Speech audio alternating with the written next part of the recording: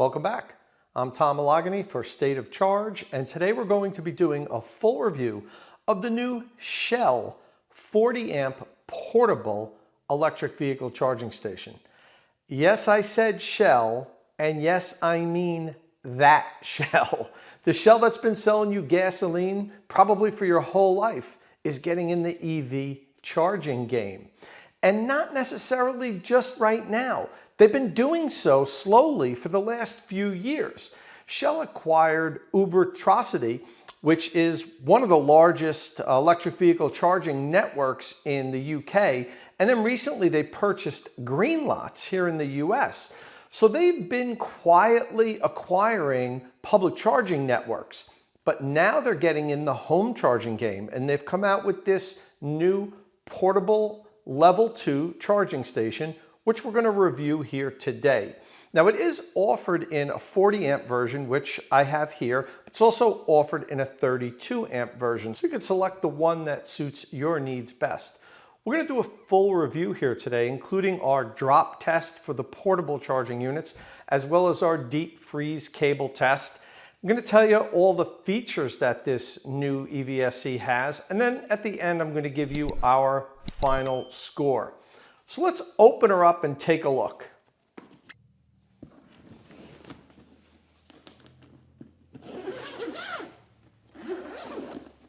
Okay, open up the unit. You can see this bright blue cable. Let me lift it out here. Oh, we are attached by, there are Velcro and elastic straps. The elastic strap holds the connector in place, and these Velcro straps hold the unit in place. So let's take that out.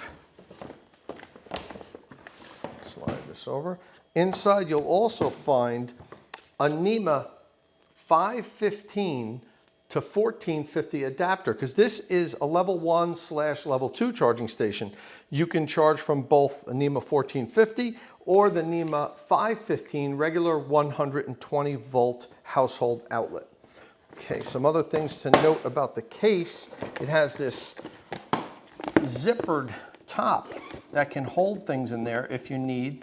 Case is also really nice. It's sturdy, it's well made, and really good carrying case. And it also has these metal grommet straps so that you can hang the unit on the wall if you'd like to. It's probably the best case of any charging equipment that we've ever seen. Another thing to know is really cool. It's got these really nice soft fabric covers for the connectors. There was a small one on this NEMA 515, but I removed it already. So they comes with those, and those protect the pins on the plugs.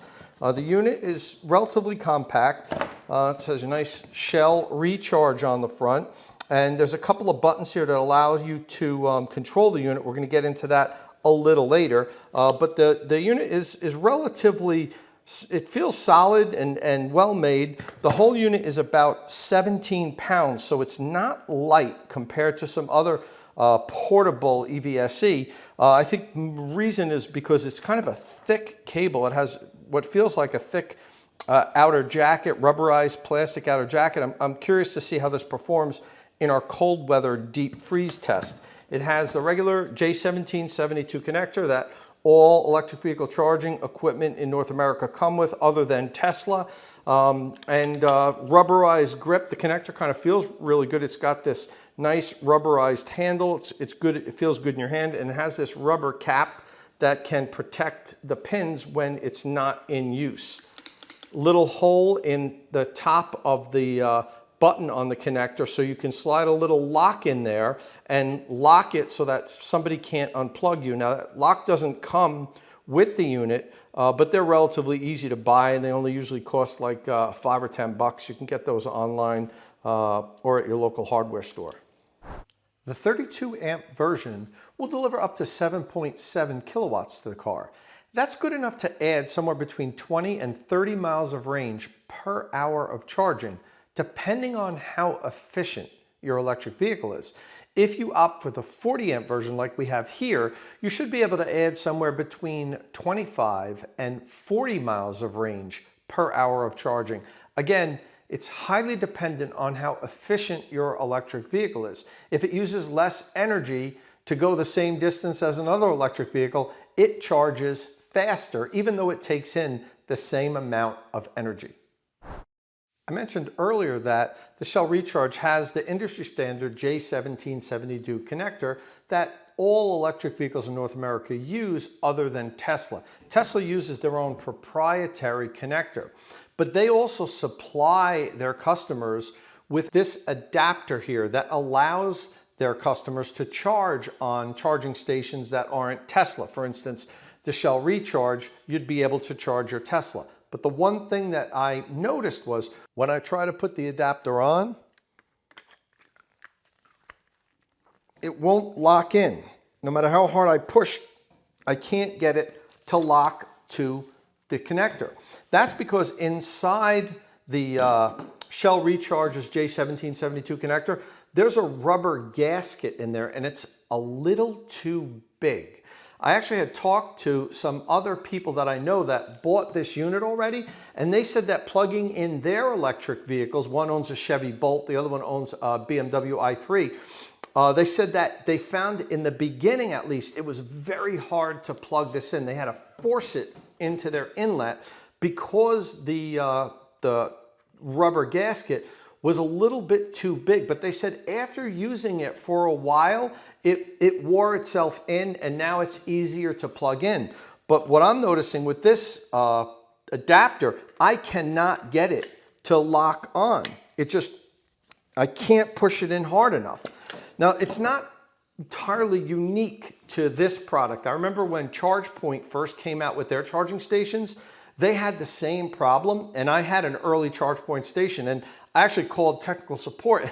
They told me to just get a needle nose plier and pull the rubber gasket out because they said you really don't need it. And they realized that that was the only solution they could have at the time. I'm not recommending you do that. What I'm saying is I think it'll wear in as you use it. But if you're a Tesla owner and you're using the supplied adapter, you might have a problem because I can't get it to attach. But I also have Electron Tesla adapter. And the interesting thing is this one will work. I can get this one to go on. There it is. It's locked on. So I guess the tolerance, this is just a little bit smaller that allows the connector to fully pull on. Now it's tight, but I can get it on. The other thing that I noticed that's really interesting, because I use the Shell Recharge on a couple different electric vehicles, not just my Tesla. The weird thing about it is when you attach this to either the charge inlet or an adapter like this, I want you to listen. I'm going to be quiet here. All right, it's attached. But if you notice, it didn't make any noise. I'm going to do that again. All right, it's locked on. No noise. Now I'm going to show you another adapter, connector. This is from the Wallbox Pulsar Plus. Watch when I slide this on.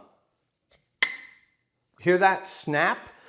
You also get that when you plug the connector into your electric vehicle.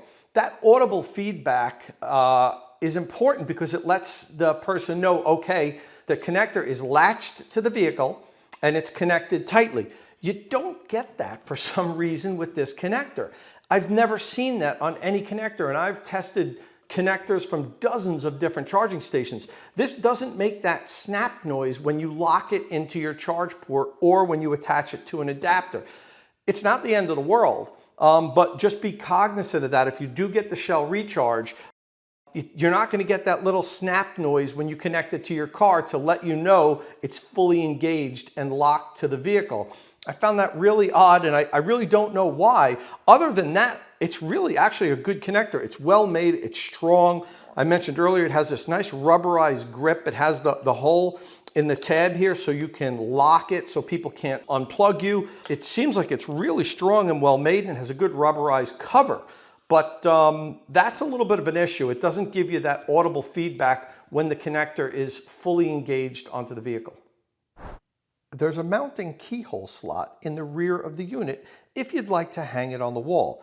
I recommend doing so rather than allowing the unit to just hang from the outlet by the plug, Personally, I like to see these small portable units come with a mounting cradle that you attach to the wall and then the unit snaps into it. But this doesn't come with one of those. It doesn't come with a connector holster or any type of cable management either. So you either leave the cable coiled up on the floor or you buy a connector holster with a hook like this item that you can purchase on Amazon for about $19. I'll add a link to that unit in the description of this video for those interested in buying a connector holster with cable management. Both units plug into a NEMA 1450 receptacle. The 40 amp unit needs a dedicated 50 amp circuit, while the 32 amp unit needs a dedicated 40 amp circuit. Now it's technically okay with NEC code for you to run a 40 amp circuit to a NEMA 1450 outlet. However, even if you buy the 32 amp recharge, I recommend, if you're running a new circuit to install a NEMA 1450 outlet, run a 50 amp dedicated circuit, even if you don't need it at this time, because in the future, you probably will. You might get an electric vehicle that can charge at a higher rate and get a different electric vehicle charging station that's more powerful, or you may have two EVs in the garage at one day. And then you can split the circuit with two electric vehicle charging stations. And when you do that, you probably want as much power as possible so you can charge both electric vehicles as quickly as you can. I mentioned earlier that the Shell Recharge is a dual voltage electric vehicle charging station. That means it can charge from either 120 volt, which is called level 1 charging, or 240 volt, which we have it plugged into now, which is level 2 charging. To charge from a regular household outlet, you use this adapter that's included with the Recharge. You simply plug in the NEMA 1450 plug to the 1450 side of the adapter. And now you have a regular NEMA 515 plug configuration that will plug into a regular household outlet. Here we go. Now, the one thing I need to talk a little bit about is the Shell Recharge has adjustable power delivery on both level 2 and level 1 charging. And on level 1 charging, it defaults to 16 amp power delivery. Now, this is a NEMA 515 outlet on a 15 amp circuit.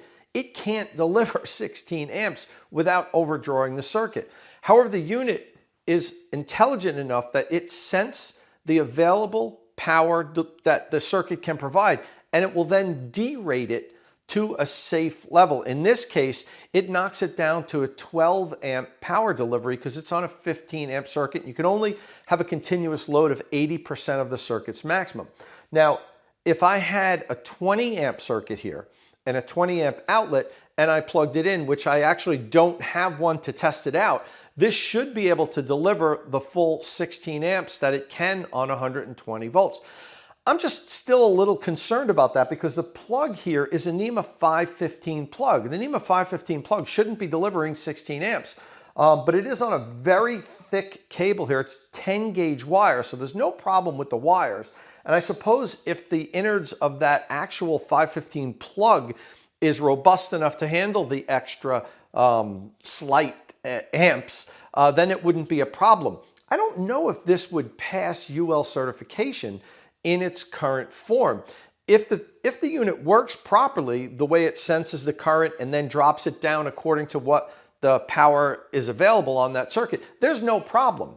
But I still am a little curious what UL or ETL would have to say about this. Now, this unit is not currently safety certified, and it's going to lose some points in our final rating, and that's something that some people, it's a non-starter for some people. Some people won't buy an electric vehicle charging station if it's not safety certified, and I don't blame them for having that stance. We like to promote safety certified units here on State of Charge. So that's something that you have to consider. It worked fine. I plugged it into my Tesla Model 3 and had it set at 16 amps. And when it plugged in, I noticed it was pulling 15 amps for about 30 seconds. And then the unit sensed the line current, dropped it down to 12 amps. So it did work. But I think that's something that buyers need to be cognizant of. The fact that, you can set this to overdraw your circuit. And if it doesn't work properly, it will overdraw the circuit. So I don't know how I feel about that. It worked, so I can't really ding them for that, but it's something that buyers should be aware of. Another thing to note when charging from a 120 volt source, this attachment here is not weatherproof. It's not outdoor rated. So this is really meant for indoor use, while the rest of the unit is fine to use outdoors. You could use it outside, I suppose, if you're in an area where it doesn't rain often or if you know it's not going to rain, but don't leave this outside plugged in and charging the vehicle in either rain or snow, because it's not rated for it. And there's a big warning label on here that reminds you of that this is not to be used in outdoor or wet conditions. The Recharge is not a Wi-Fi enabled smart charger. It doesn't come with an app or anything like that. However, it's not entirely dumb either. It has this small display screen here that shows very useful information like the current temperature of the unit. It shows the line voltage of the circuit you're on. It will display how long your current charging session has been going on, the current power draw in kilowatts, and also the total amount of energy it's delivered to the vehicle in kilowatt hour. I mentioned earlier when I was talking about level 1 charging with 16 amps and 12 amps that the unit will sense the circuit it's on and adjust its output accordingly. Well, it does that for level 2 charging also. If you have the 40 amp version, it'll always default to the maximum it can deliver. So it'll default to 40 amps. If you have the 32 amp Recharge, it'll default to 32 amps. But then it checks the line current, and if it determines that the line can't deliver that much, it'll derate the power automatically. That's automatic mode. But you can also manually derate the power. You do so by pressing and holding the A button for 2 seconds. You then toggle to the maximum charge rate of 12, 16, 24, or 32 if you have the 32 amp unit, or 12, 16, 24, 32, or 40 if you have the 40 amp Recharge. The Recharge also allows you to set scheduled charging, so it charges your vehicle at a specific time. You may want to do that if you're on a time of use electricity plan and pay less to charge during off-peak hours. To do so, you press and hold the clock button for 2 seconds, then set the time to charge in the 24-hour format. When using scheduled charging, once you plug in, you'll see an hourglass display with a countdown to when the unit will begin charging your vehicle. So now it's time for our drop test. We do this with the smaller portable units to see how durable they are. If these are going to be handheld and carried from place to place and not just mounted on a wall like a permanently installed charging station, you got to expect they're going to be dropped from time to time, beat up a little bit. So what we do is we'll drop them 5 times from about 5 feet onto the concrete floor here to make sure that it doesn't crack, to make sure the unit works after that. So let's start it.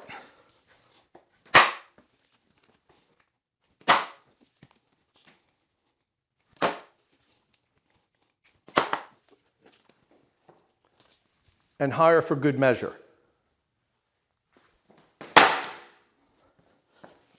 All right, let's plug her in.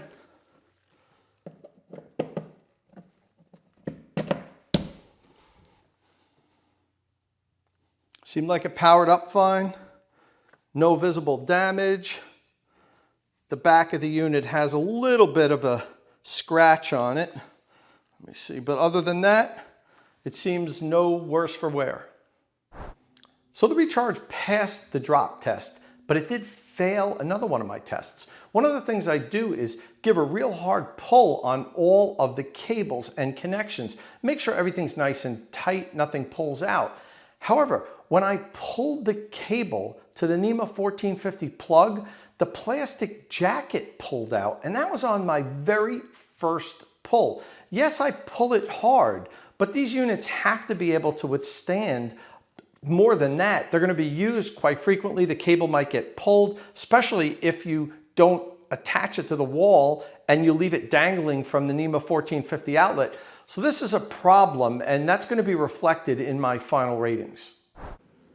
The Shell Recharge has a waterproof rating of IP66, which is the equivalent of a NEMA 4 rating. That means it's good for outdoor installations, and it also has extra protection for driving and blowing rain and snow. So we figure we'll give it our outdoor extreme weather test.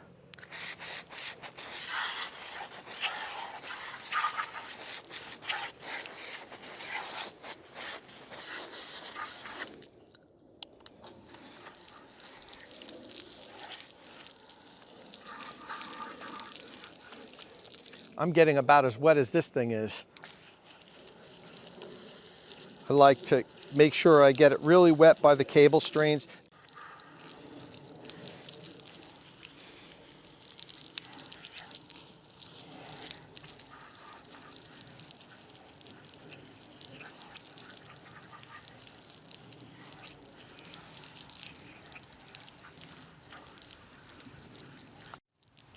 All right. Let's go in and plug her in, see how it works.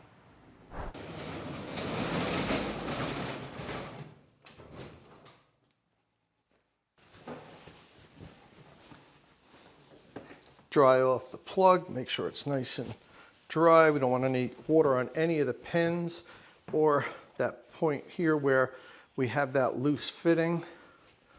That's all nice and dry in there. Dry the unit off a little bit.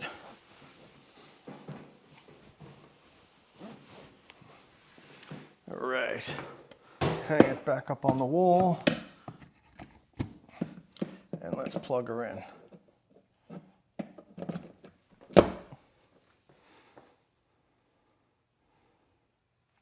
It's not reading any faults, everything looks good. But just to be 100% sure, let's plug in my Model 3.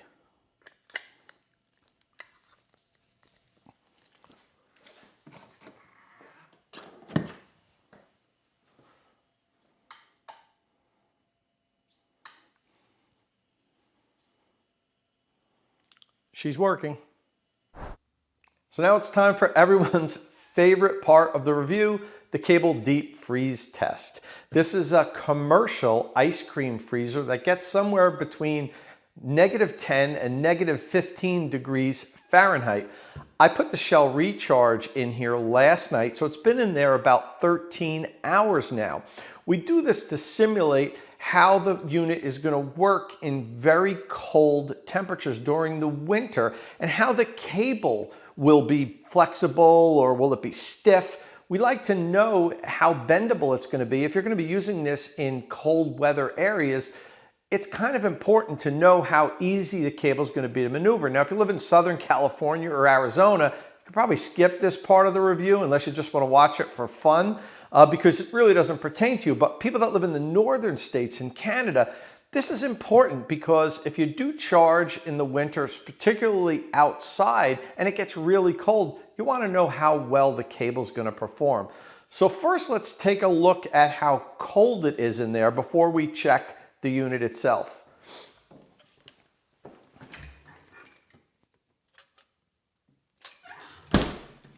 I'm reading -9.5 degrees Fahrenheit.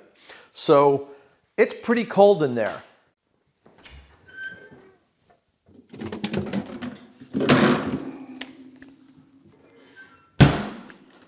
It feels really stiff. So you don't want to see this where it doesn't look like it's moving at all.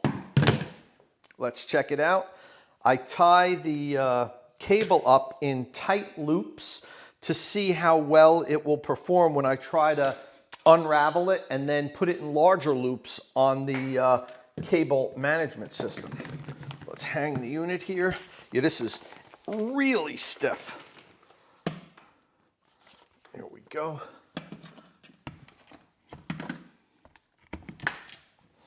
All right. Okay, see this, how it wants to retain the shape of these small circles? That's really not good. It's really stiff. I mean, this is one of the stiffest cables I've had. it might be worse than the NLX juice box, which has been previously the worst cable that we've tested. It's close. This is really stiff. All right, it's not gonna work. I'm not even gonna try to hang it up on this because it's not gonna bend. See how that's coiled? Oh, not good. It's gonna lose a point for cable pliability. This probably is not a good choice if you are going to be charging outside in the winter months and you live in one of the northern states or Canada, place where it gets down below 0 or around 0 degrees. You probably don't want to use this outside because this cable is going to be a bear to deal with in cold weather. Well, that's it for our review. All that's left are our summary, our ratings, and final thoughts. The Shell Recharge isn't a bad unit. It came pretty close to being a good unit, but it does have some fatal flaws that's going to really hurt it in the ratings. Number one, the fact that I was able to pull the cable loose from the NEMA 1450 plug. That's a big quality hit. Then the fact that it's not safety certified is also going to really cost it some points, and the fact that it performs so poorly in the cable deep freeze test. All those things are going to conspire to really pull down its rating, but it is what it is, and many of those things are fixable. I may have just gotten a bad unit and the rest of them don't have that problem, but it is the unit that I got, so that's the one I had to review. And as far as safety certification goes, for all I know, Shell is going through the process now of having it safety certified, but it isn't right now. So we cannot assume that they're going to do that. But those are issues that they can fix. They can certainly deal with quality control and make sure that this cable here is attached better to the plug, and they can get it safety certified. If they were to do those two things, the score would be much higher. So speaking of score, let's go to the Charger Rater. The Charger Rater has 5 categories: cost and value, power and weatherproofing, construction and durability, smart or non-smart, and safety certified and warranty. Let's take a look at the first category. In the first category, the Shell Recharge scored 16 points. In the second category, power and weatherproofing, it had a total of 19 points. The third category, construction and durability, it scored a total of 11 points. The smart, non-smart category, it finished with 15 points, which is the base that all the units start out with. It's not a smart charger, so it didn't get any points in that category. And for safety certified and warranty, it only scored 11 points. It took a big hit. We dinged the charging stations -5 points if they're not safety certified. Now, as far as the warranty goes, we gave it 1 point for a 2-year warranty. However, it only comes with a 1-year warranty out of the box. For you to get that second year, you have to go online and fill out the warranty information and register the product. I think that also gives Shell the right to send you advertisements and product updates. However, it is free. So you can get 2 years of full warranty for free. The only thing is you have to go online and fill out a form to get that second year. So if you do get the Shell Recharge, make sure you follow the instructions in the owner's manual. You go to the website and get your second year warranty for free. That gives us a grand total of 72 points, which translates to 3.6 stars out of 5. I then add my personal score to the Charger Rater and come up with a final score. I'm going to give the Shell Recharge 3.5 stars out of 5, and it'll finish up with a grand total of 3.55 stars out of 5.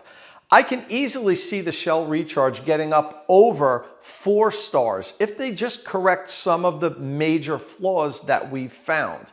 The 40 amp Shell Recharge retails for $499.99, and the 32 amp version retails for $449.99. So it's competitively priced. It's not overpriced for a 40 amp portable charging station that has a display that shows the output current, your temperatures, all the good stuff that you want to see.